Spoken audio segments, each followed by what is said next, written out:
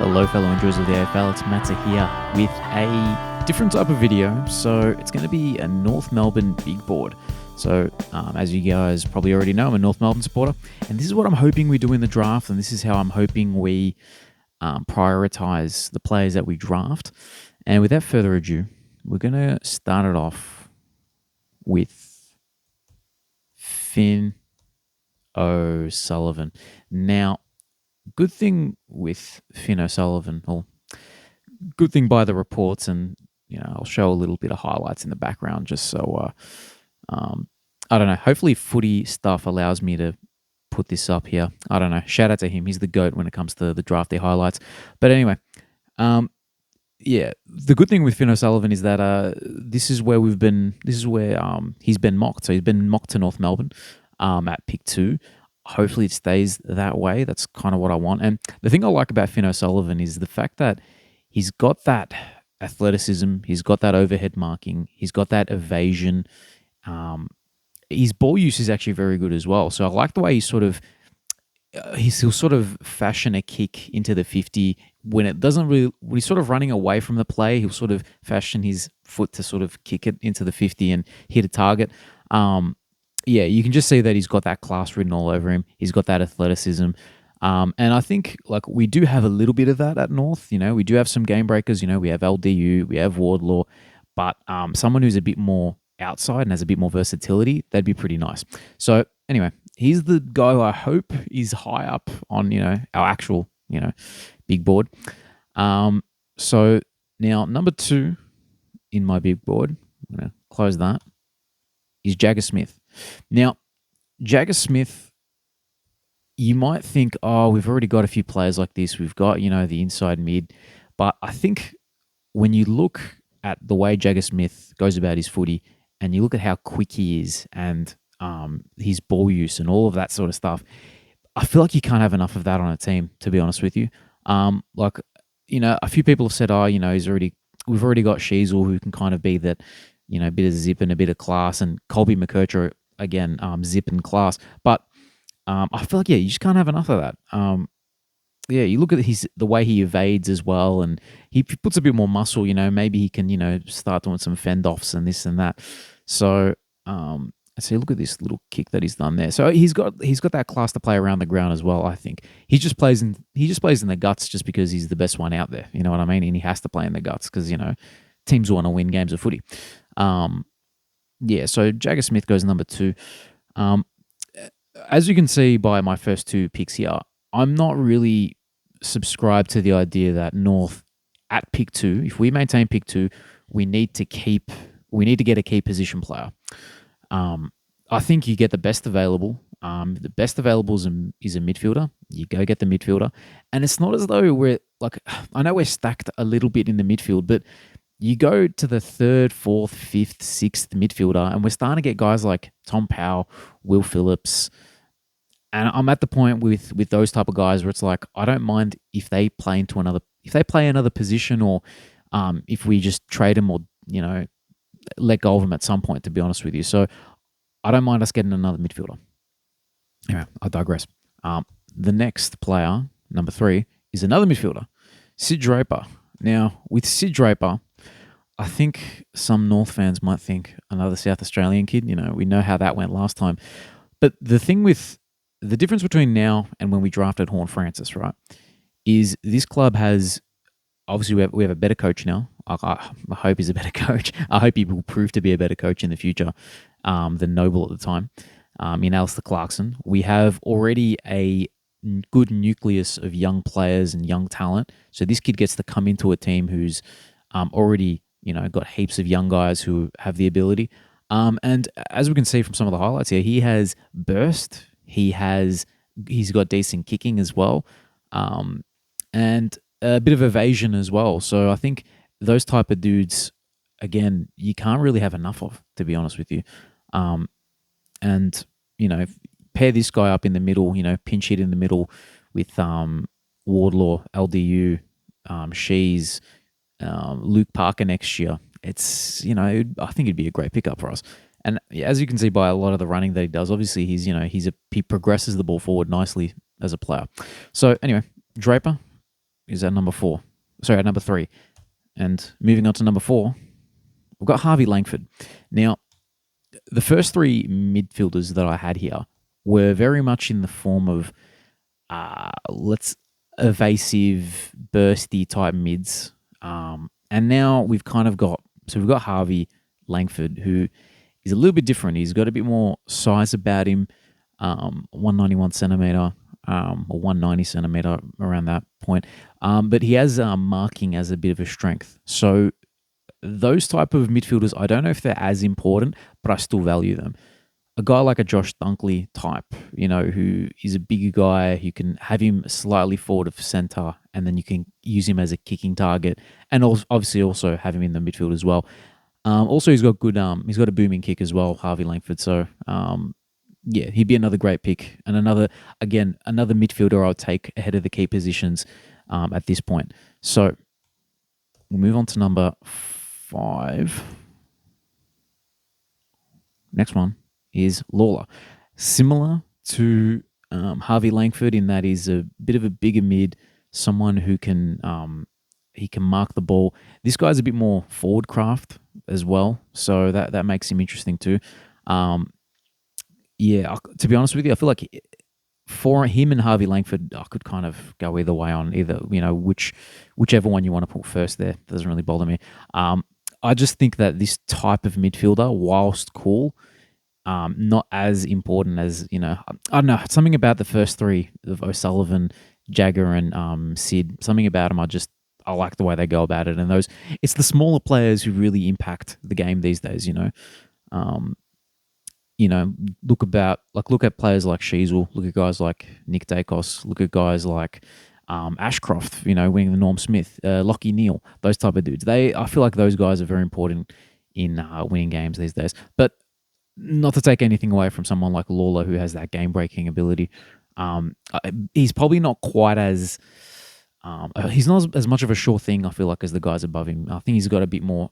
We're banking on Lawler's potential and his physical profile a bit more than the other guys.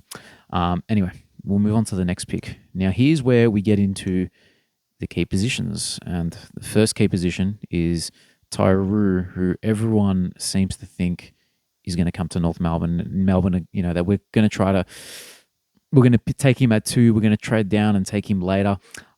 I don't mind it, and I think he does. We don't have a huge amount of young talent, key positions. But in saying that, we do have Nick Larkey, we do have Charlie Compton, who apparently is going to be training forward this year, which is interesting.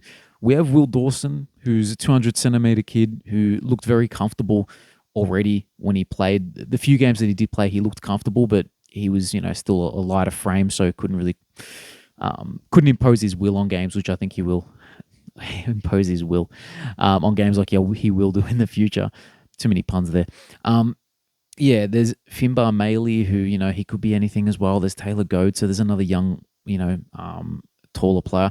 But in saying that, Tyroo could be a forward. He could be a defender. He is aggressive. He runs and jumps. They reckon he's got a lot to grow as a player. Who knows if that's true or not? But yeah, so he's the first key position that I've got on the list here. Next one is someone who we could pair up with Nick Larkey, perhaps, and that's Harry Armstrong. Probably a bit more one-dimensional in a way to Alex Tyroo. He would definitely be a forward coming into the league, and that's where we'd want to develop him. Makes good use of his disposals. He's a clinical type guy, sort of similar to Larkey in that regard. But yeah, look, as we can see here, so 6 and 7, we've got key positions. They're not going ahead of these 5 midfielders in my eyes. I think we've got to prioritize talent. And again, even though we've got a lot of decent midfielders, I feel like you can't really have enough good talent. You don't know where these guys are. You don't know where some of our players are going to end up. Are they going to stay? Who knows with injuries and that type of stuff. If one dude gets injured, LDU gets injured, knock on wood. Wardlaw has he's had hamstring problems in the past. He's had concussion issues. You just don't know how it's all going to pan out. You know what I mean? And if all of a sudden we're down a good midfielder, having one of these 5 would be very, very useful. And I think they all have enough versatility to move around the ground. When it comes to key positions, I think it would be ideal if one of these dudes was a top 2-3 prospect, but they're not at this point. And I think we can't just force it. You know what I mean? We can't just force it. You look at other teams and you look at other premiership teams, and most of the key positions that they get, they're either from later in the draft, they're from other teams. Say a Danaher was from Essendon, they picked him up from there. We look at the years before that, Geelong, they've got Tom Hawkins, right? But Jeremy Cameron picked up from another club. Don't know if North have that type of pool to pull players like that, but Collingwood, Myercheck was their best key forward when they won, and then they had a bunch of smalls that sort of won it for them. Anyway, another tangent there. Pick 8 is Murphy Reid. Now, Murphy Reid is falling. He's falling a lot, and in Cal's recent Phantom draft, he has him going 15th or something. But I think class, if we're just looking at the highlights here, the way this dude hand passes the ball, he might have the quickest hands in the draft, similar to the way Sheasel has the quickest hands in the AFL already, in my opinion, biased North Melbourne opinion. Probably doesn't have the burst that you'd like from a guy who's sort of inside, sort of outside type player. But I think, class and good use of the footy, you need all around the ground. So, so Murphy Reid goes there. Speed through the last couple. So Josh, Smiley. So another big boy. Another one of those bigger profile mids. Probably doesn't play with the same amount of aggression and gusto as Harvey Langford and Lawless. But look, I feel like I remember seeing this guy early on in the season and thinking, wow, look at this guy go, man. Like the class for a guy at 190 plus centimeters. He still has to go into my top 10 of players that I'd like North to pick.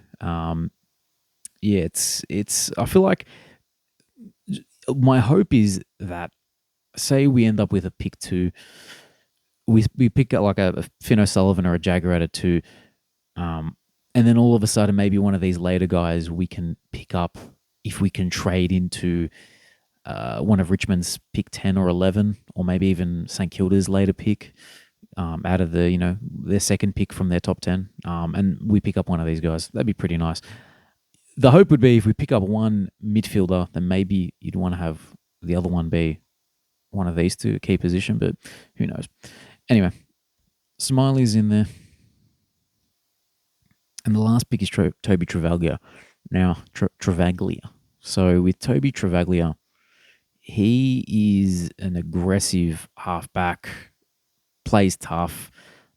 I think those aggressive sort of ball-winning type players and players with a little bit of run, you can't really have enough of. And I don't know if we have a hell of a lot of halfbacks who have that type of dash and, dare. We've got Caleb Daniel coming through, but a lot of the dudes who've been playing halfback for us are players who we've sort of moved to halfback, like Zach Fisher and Colby and Shees, and players that we'd probably prefer to have above the ground. And in Zach Fisher's case, we prefer to have him playing in the VFL. So Travaglia sort of he fits the bill of a halfback that we might find useful. So not too much more for me to add on that. But anyway, look, this was a really messy video. I don't know how this came across, but a lot of tangents happening. But I think my main thing that I want to say is that I think these midfielders need to be prioritized over a key position. These two guys, these key positions, Tyra and Harry Armstrong, we can calm our farms a little bit and hope to get them, in the later part of the top 10 if we can manage to get back in to the draft, if we can manage to move our future first and get these guys. At what point is it not worth it anymore? I really don't know. I'm hoping, because our first next year, who are we kidding? It's going to be between pick 1 and pick 6, 7, we would say. If it's pick 6 and 7 and we manage to get a pick 11, 12 out of that future first, it's not too bad. It's not too bad. But I think you got to take into account the next year's pick. I think there's a couple father sons and academy dudes who are gonna, ruin that top 3, 4, 5. So maybe it's really worth offloading and just taking one of these dudes who are, this draft only affected by one father son, right? And that's Will Ashcroft, in the higher end. I don't think Kako is going top 10. But anyway, look, a lot of rambling in that video. Hopefully that wasn't too messy. Hopefully you guys somewhat liked that video. But yeah, those are the mids I want for North. These are the key positions I want next. And then these are the rest, really. Yeah, look, I'm hoping if we could come out of this draft with one of these mids and then, trade up to get one of these key positions, that'd be really ideal. If not, look, we walk away with just Finn O'Sullivan, right, at pick 2. I think it's a W. It's a W. You've got a dude who has that athleticism. He's got that that evasiveness. He's got that class. We're all good. But anyway, look, that was a really rushed video. Just, I thought might as well get a little bit of draft content out there and a little bit of North Melbourne content out there. So I hope you guys enjoyed that. I don't know if I enjoyed it because it was a bit messy. But anyway, we'll be back with some more content. There'll be a draft reaction video. That'll probably be done on the day of the rookie draft, I think, is the plan. So we'll be recording that on the Friday, I believe. Friday night recording, I'm thinking, and that probably be out by the Saturday. So anyway, thank you guys again for listening. Hope your team does well in the draft. I hope North Melbourne does well in the draft. And see you guys on the next one.